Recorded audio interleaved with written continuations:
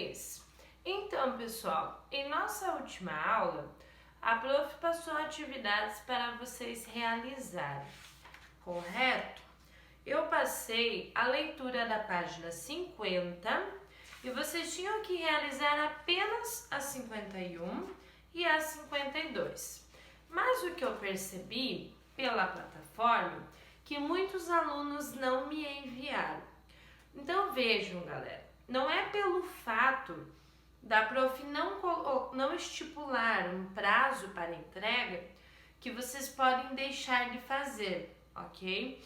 Isso é muito importante que vocês participem e consigam realizar as tarefas.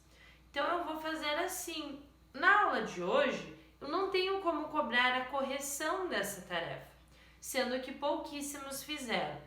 Então, eu vou colocar a aula de hoje para quem não fez realizar, porém não somente isso. Eu estava checando as nossas aulas e lá no dia 30 de março eu passei uma interpretação para vocês de poema. Lá na página 46, que fala do poema Relógio, de Oswald de Andrade. E essa atividade, ela não foi corrigida.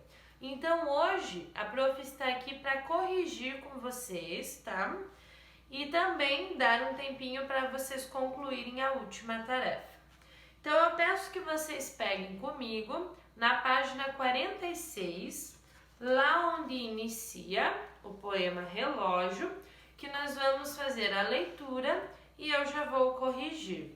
Se por acaso vocês tiverem dificuldade na correção oral, eu peço que vocês vão pausando o vídeo para poder corrigir o que errou, ok?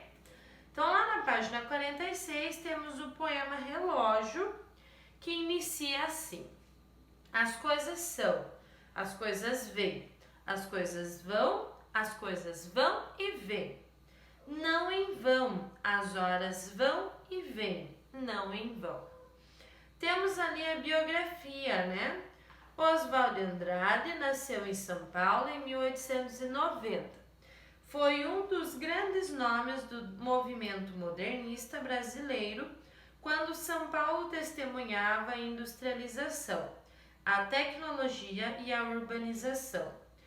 Oswald trouxe para sua poesia ícones da modernidade, como o bonde elétrico e o rádio.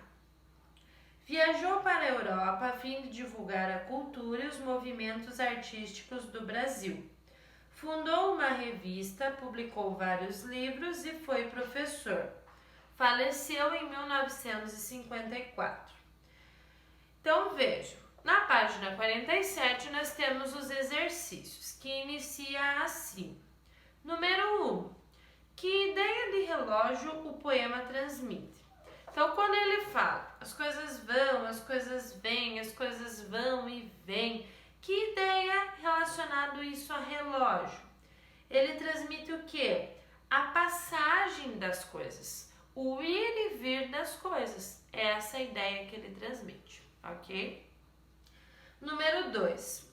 O poema sugere o movimento do batedor que desperta? Não. Ponteiro dos minutos? Também não. Ponteiro dos segundos? Também não. Pêndulo de relógios antigos? Sim, porque os pêndulos, eles vão e vêm, vão e vêm. O poema sugere esse movimento. Então, número 2, a resposta correta é a letra D. Número 3. Marque os elementos que fazem movimentos semelhantes ao que é sugerido no poema. Marque os elementos, então é mais de uma alternativa. Garfo da batedeira de bolo? Não. Fumaça das chaminés das fábricas? Também não. Broca que perfura uma parede? Também não. Balanço de um parque infantil? O balanço faz como? Ele vai e vem. Então, balanço de um parque infantil? Sim. Água do mar na areia da praia? Ela também vai e vem. Então, no número 3, resposta correta, letra D e letra E. Número 4. Que palavras marcam a oposição no poema? Justifique. Que palavras são opostas, diferentes? Vem e vão. E qual a justificativa? Vem, ideia de aproximar-se, e vão, distanciar. Então, vem e vão, aproxima, distancia. Essa seria a resposta. Número 5. A palavra vão passa a ter 2 sentidos no poema. Identifique-os. Então, são 2 alternativas. Sentido de passar? Sim, as coisas vão, elas passam. Despedir-se? Não, porque ele diz também que as coisas vêm, né? Então, elas vão e voltam. Interromper? Não seria bem esse, né? Ter um propósito? Sim. Então, no número 5, alternativa A e D. Número 6. De que trata o poema considerando-o como um todo? Então, ele trata o quê? Das coisas irem e vir, ou seja, para tudo há um propósito. Para o ir e vir das coisas há um propósito. Nada vai ou vem sem um objetivo. Ou seja, para tudo há um propósito. Nada vai ou vem sem objetivo, ok? Essa seria a resposta. Número 7. A que provérbios podemos relacionar o tema explorado no poema Relógio? Aqui é provérbios, mais de um. Nem tudo que reluz é ouro? Não exatamente, né? Quem torto nasce tarde se endireita? Também não. Queres ver o futuro? Olha o passado. Aí sim, porque ele fala das coisas que vão e vêm, né? Futuro e passado, sim. Quem compra o que não pode, vende o que não deve? Não. O choro pode durar uma noite, mas a alegria vem pela manhã? Sim, porque também quer dizer que o choro ele vai passar e a alegria volta, então vai e vem. Nós temos que justificar. Então veja, qual seria a justificativa?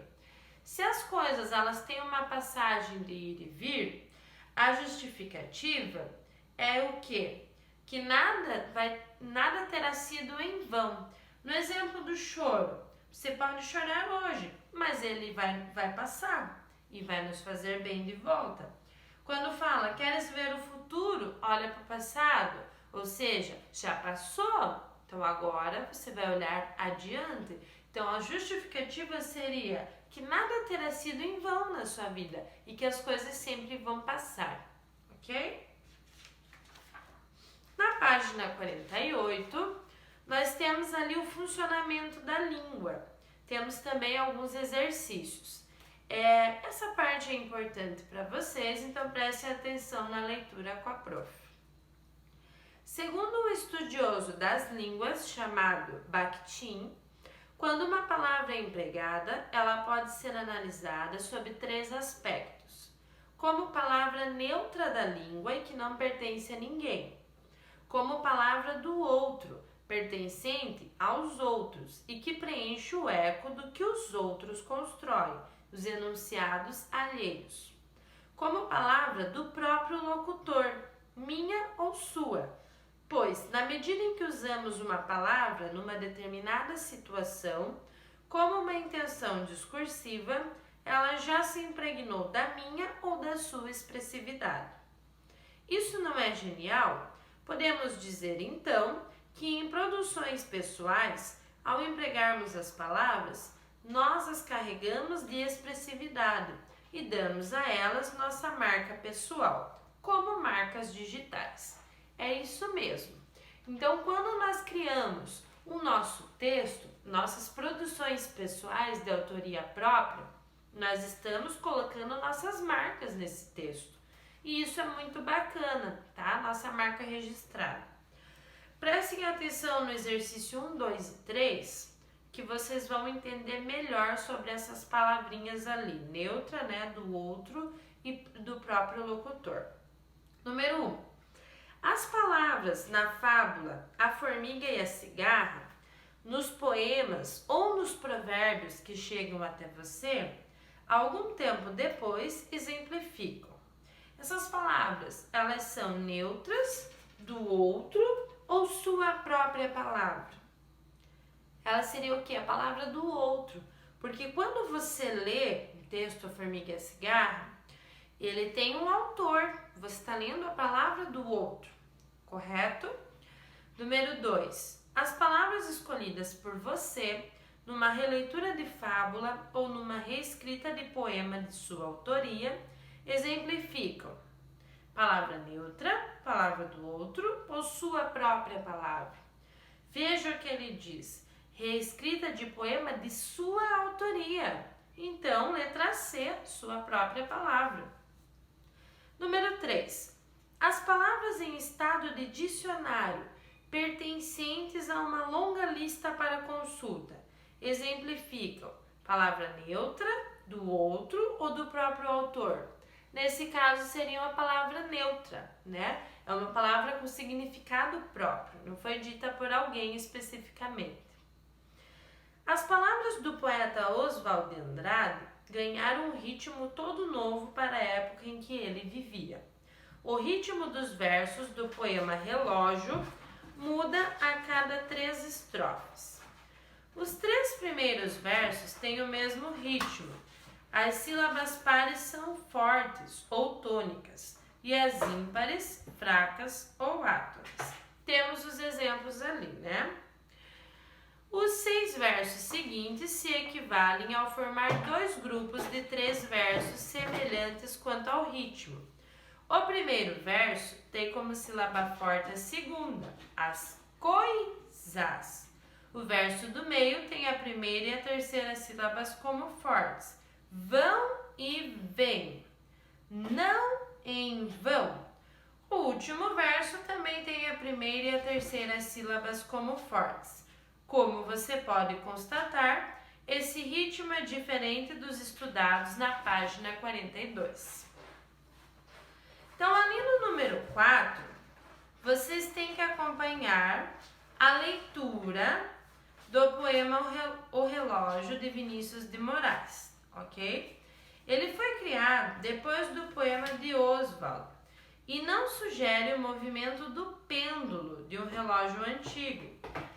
Influenciado pelos relógios que faziam um barulho mais nervoso e audível, o poeta construiu um eu lírico mais alucinado por causa da passagem do tempo. Vivia-se outra época de intensa modernidade, de correria. Seria ele um relógio também? Então prestem atenção na leitura do poema. O relógio. Passa tempo, tic-tac. Tic-tac, passa a hora. Chega logo, tic-tac. Tic-tac e vai-te embora. Passa tempo, bem depressa. Não atrasa, não demora. Que já estou muito cansado. Já perdi toda a alegria de fazer meu tic-tac.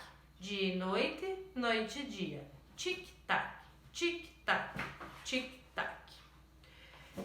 Veja, depois de ouvir o poema Relógio, respondo na letra A. A palavra relógio só aparece no título desse poema. Como ela se apresenta a você, que ouve o poema? Como a palavra o quê? Que tem vida. Ela é semelhante à palavra porta, que nós vimos lá no outro poema do nosso livro. Ou seja, relógio, uma palavra que tem vida própria. Letra B.